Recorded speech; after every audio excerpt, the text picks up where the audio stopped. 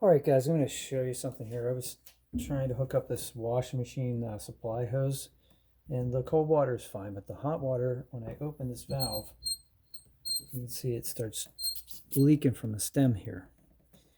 And I'm thinking, oh, great. You know, I didn't want to have to, just hook up this old washing machine. Didn't want to have to go through a whole replacement, valve replacement deal here.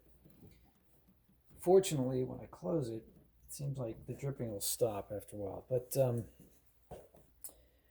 But here's something you may or may not know. So there's this nut here, and it looks like because it's so old that it's been there for a long time and it won't move.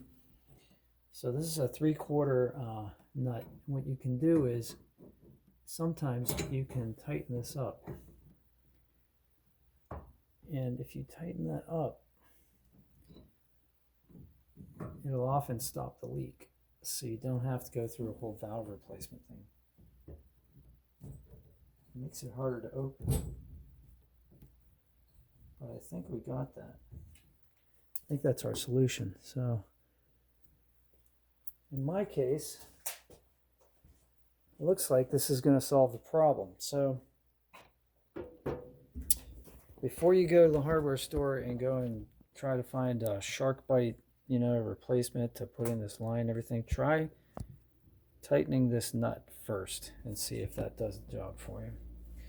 So that's a simple repair that worked in my case. I hope it works for you too, and I hope you all have a great day.